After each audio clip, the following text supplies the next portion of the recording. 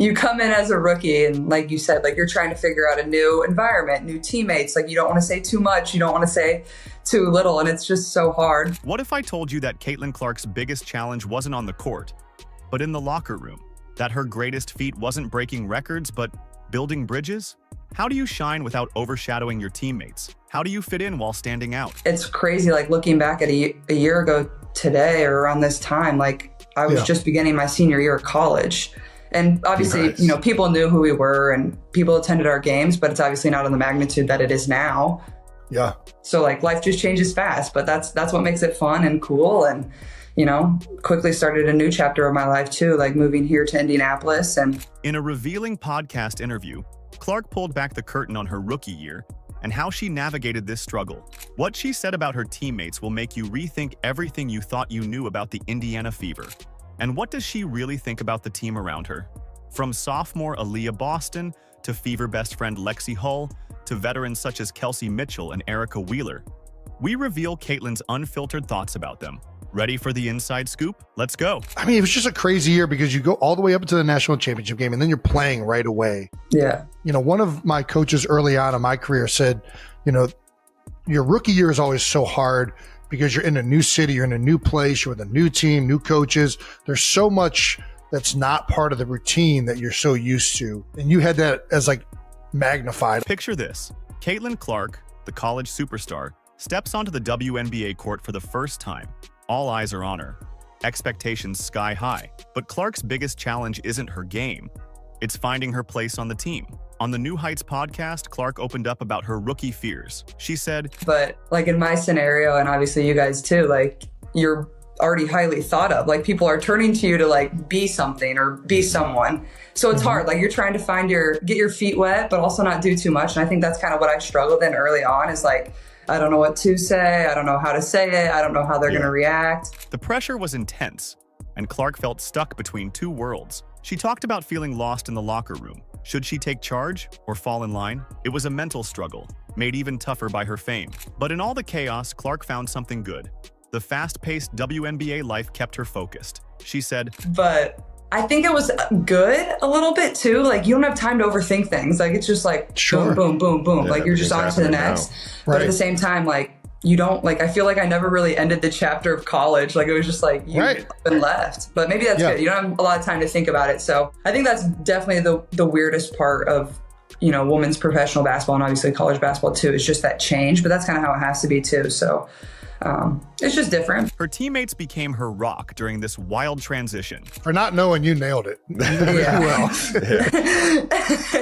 But also, like, I had a lot of really good vets around me too. So I feel very grateful for that. And we had a fairly young team too. So like people had been through it fairly recently, so they knew how I felt. But like, I feel like that definitely is a huge challenge. And that goes for whatever professional sport. Like you're trying to learn, but also people are looking at you like, you got to perform and like be what they drafted you to be. And that can be tough. In one honest moment, Clark admitted, I feel like I never really ended the chapter of college.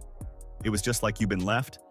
But maybe that's good you don't have a lot of time to think about it. This showed just how sudden and tough the jump to the pros can be, even for a star like Clark. You mentioned the vets, and I think, you know, for me at least, there was a lot. Some vets were incredible. Some of the vets, obviously, you're competing for jobs, so there's a little bit there. But you lean so much as a young player on your vets, and you lean so much from like even just like in Philly. There's so many great players that played for the Eagles. That like Harold Carmichael, who was a legendary Philadelphia Eagle, was like always around and willing to lend advice or anything. Did you have many former players or current players like reach out to you that really helped you in transitioning into the WNBA? Let's talk about Clark's on-court partners in crime.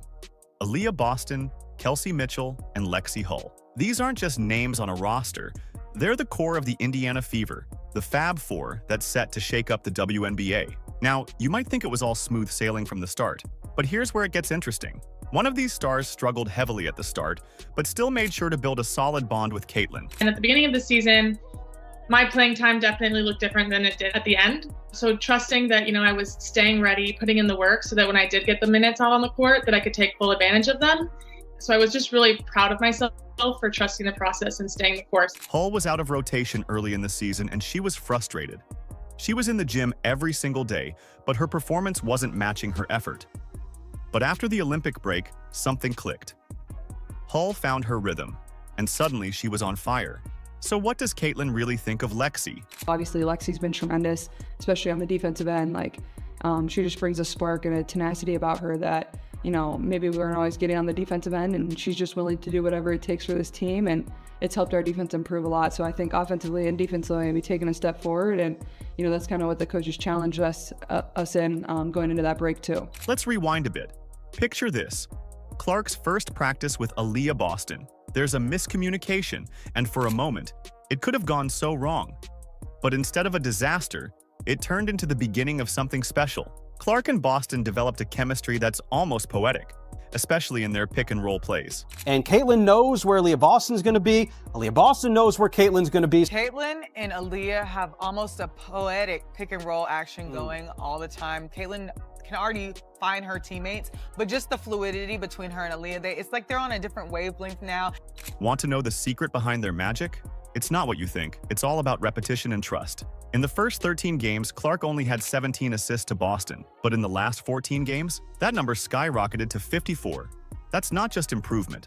That's a whole new level of understanding between two players. Here's Caitlin sharing her unfiltered thoughts about Aaliyah, symbolized by their now famous pre-game affirmations. I think AB is always somebody that's going to have her teammates back, whether it's myself or whether it's anybody on the team, she just wants the best for every single person. She's such a positive light in our locker room. She's a great voice. She's always there whether things are great or whether things aren't as great. She's just a very consistent person in our locker room. She's been somebody that's been really helpful throughout my rookie year, obviously having gone through it just a year ago, and I think you can tell our chemistry is really coming along, and a lot of that has just been developed through games. So the more practice that we get together, only the better it's going to get, but I'm really thankful for her. Now, let's shine the spotlight on Kelsey Mitchell. Her reaction to Clark's arrival wasn't what anyone expected. It was tough at the start.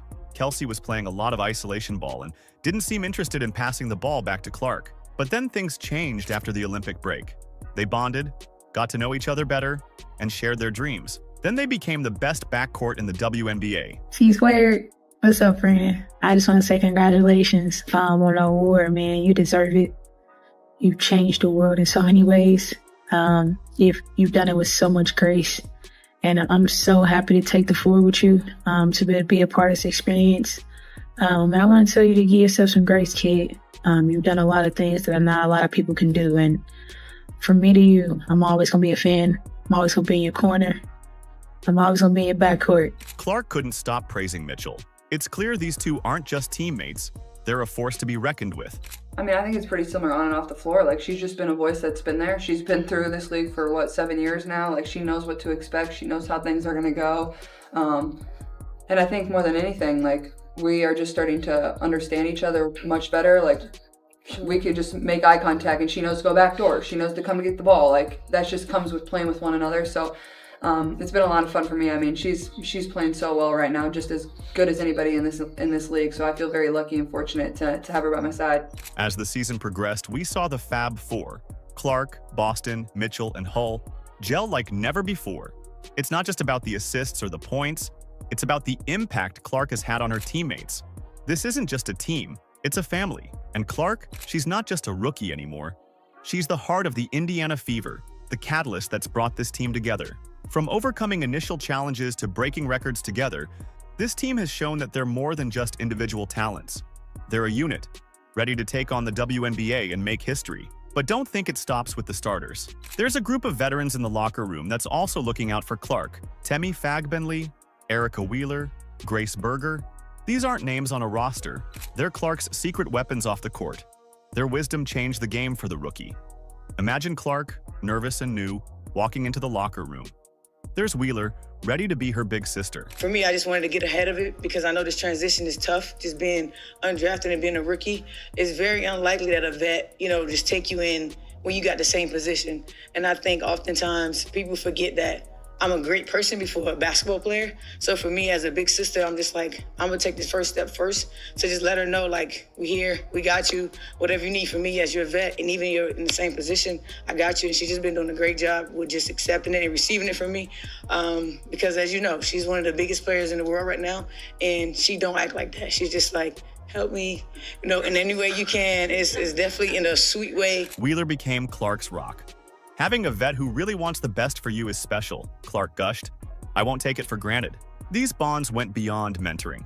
Picture Clark and her teammates laughing, relaxing, getting closer. That's how a team becomes family. Fag Bentley's not on the team anymore, but she left her mark on Clark. She stuck with Clark through the ups and downs of rookie life.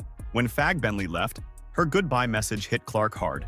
Just figure it out, She's a smart player, I'm a smart player. When the play is open, you're gonna pass the ball. And I'm always sprinting on the floor. And she's a great passer, but she's always gonna pass it if I'm open. I know that. No, it's really amazing because we haven't had many practices together, but the connection is just there. I feel like I know, I'm getting a better sense of what she's about and what she's gonna do. And so I just try and get into the right positions and try and make something work. Then there's Grace Berger. Their friendship, it started with college duels and a joke about golf.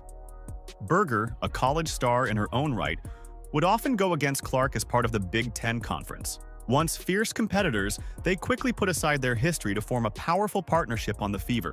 Berger admitted, there was definitely some initial weirdness, but we both wanted to win so badly that we focused on our shared goal. I believe Grace was a state champion in high school for golf. Have you played with them? Grace was? Yeah. What? Have you played with anyone? Yeah, I think Grace, so. you were a state champion golfer? Why did you hide that from me?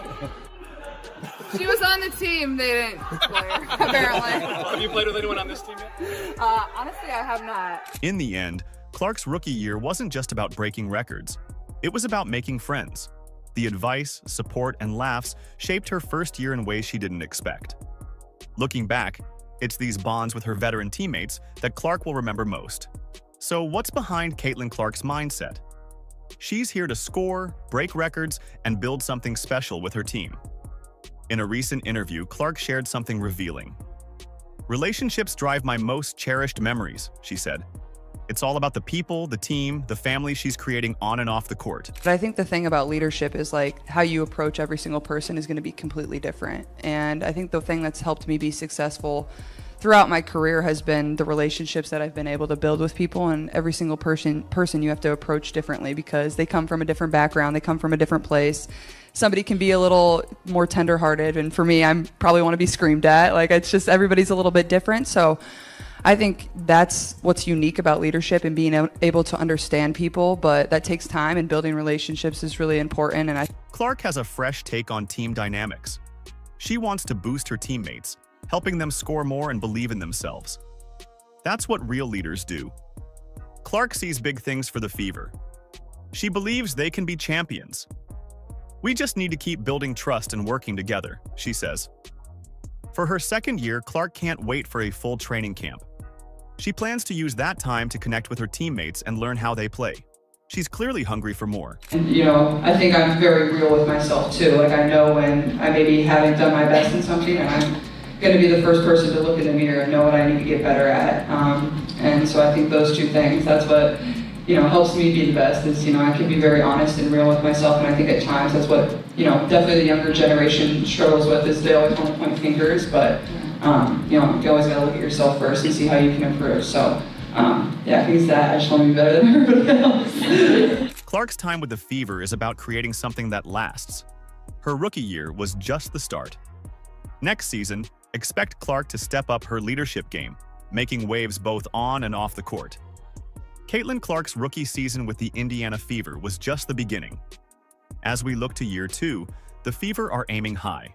I mean, it's not even something you're really ever aware of, breaking records or, it's just something that comes with playing the game the right way. I feel like is, I just come out here and try to, play basketball in a way that people love watching, in a way that is going to make my team successful, and the records and whatever, or the stats, that's just what comes with it. New head coach Stephanie White isn't mincing words. Our ultimate goal is to hang another banner in the field house, she declared. The Fever aren't just talking. They're building a team to make it happen. The Indiana Fever mean business this season. They're not settling for good, they want great. With their eyes on a WNBA title, every game could be a step towards history. You won't want to miss what's coming. This team is on a mission, and they're ready to make some noise. Are you excited? Let us know in the comments. Like, subscribe, and turn on all notifications so you never miss out. Click the video on the screen, and we will see you in the next one.